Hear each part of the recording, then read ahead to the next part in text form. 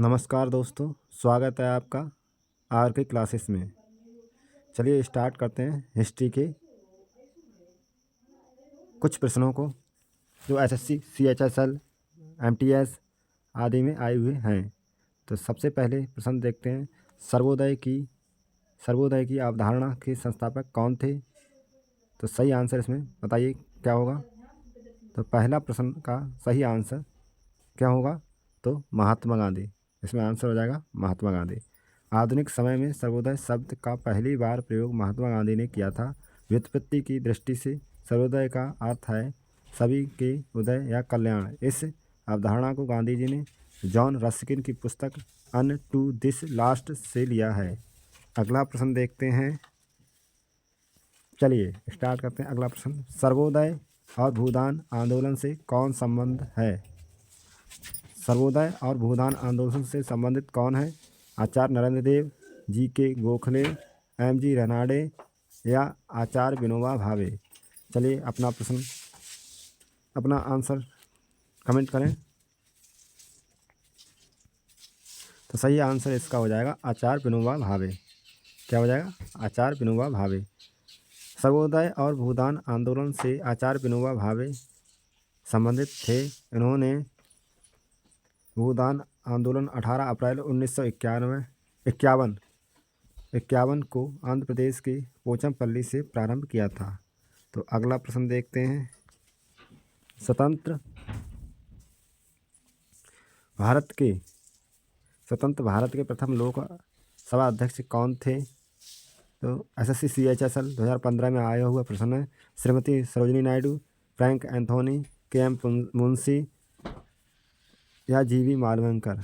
तो इसका आंसर हो जाएगा जीवी मालवणकर। स्वतंत्र भारत के प्रथम लोकसभा अध्यक्ष गणेश वासुदेव मालवणकर, इनका पूरा नाम था जीवी मालवणकर, इन्हें शॉर्ट में कहते थे। पंडित जवाहरलाल नेहरू ने उन्हें लोकसभा के पिता की उपाधि से सम्मानित किया है। अगला प्रश्न देखते हैं। भारतीय राष्ट्रीय कांग्रेस के किस सत्र में पूर्ण स्वराज प्राप्त स्वीकार किया गया? 1916 में लखनऊ सत्र, 1924 में बेलगाम सत्र, 1929 में लाहौर सत्र या 1931 में कराची सत्र। एसएससी मल्टीटास्किंग एमटीएस में आया हुआ प्रश्न है। इसका सही आंसर है 1929 लाहौर सत्र। अगला प्रश्न देखते हैं। नीचे व्याख्या दी गई है।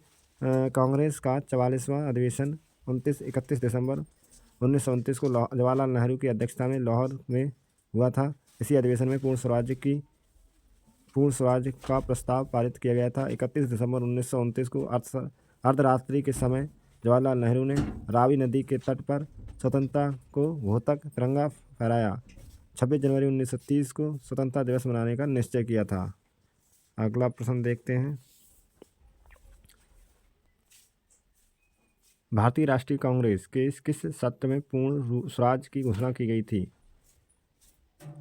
कराची, लाहौर, कोलकाता या नागपुर। अभी बताया था। इस क्वेश्चन का आंसर क्या हो जाएगा? लाहौर। अगला प्रश्न देखते हैं। पूर्ण स्वराज की शपथ कांग्रेस के किस अधिवेशन में ली गई थी? तो इसका भी आंसर लाहौर ही हो जाएगा। ये एसएससी सीपीओ 2009 में आया हुआ प्रश्न है। अगला प्रश्न देखते हैं। नमक कानून के उल्लंघन में गांधी जी ने एक आंदोलन शुरू किया था जिसका नाम था असहयोग आंदोलन, स्वदेशी आंदोलन, सविनय अवज्ञा आंदोलन। इनमें से कोई नहीं। एसएससी सीजीएल 2008 में आया हुआ प्रश्न है। तो इसका सही आंसर क्या हो जाएगा? कमेंट में बताएं। इसका सही आंसर है सविनय अवज्ञा आंदोलन। सविनय अवज्ञा आंदोलन 12 मार्च 1930 को गांधी जी के प्रसिद्ध दांडी मार्च के साथ अहमदाबाद से आरंभ हुआ था। गांधी जी 6 अप्रैल 1930 को दांडी पहुंचे। समुद्र तल से मुट्ठी भर नमक उठाया। इस प्रकार ब्रिटिश सरकार द्वारा अपनाए गए नमक एकाधिकार को तोड़ दिया। यह इस बात का प्रतीक था कि भारतीय जनता अब ब्रिटिश कानूनों और ब्रिटिश शासन के अंतर्गत जीने के लिए तैयार नहीं है। इस प्रकार आंदोलन तो तत्कालीन मुद्दे नमक एकाधिकार को लेकर शुरू किया गया था, परंतु इसका दीर्घकालिक लक्ष्य पूर्ण स्वराज था। अगला प्रश्न देखते हैं। गांधी जी का दांडी मार्च किसका हिस्सा था?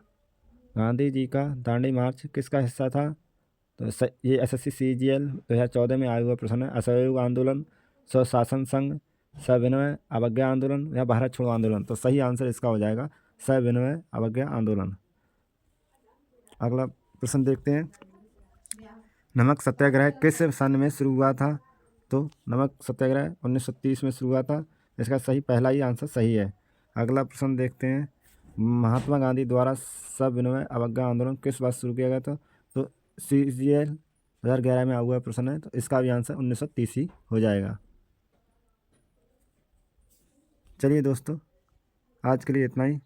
अगर हमारी वीडियो अच्छी लगती है तो इसे लाइक कर दीजिए, कमेंट करके बताएं कि प्रश्न कैसे लगे।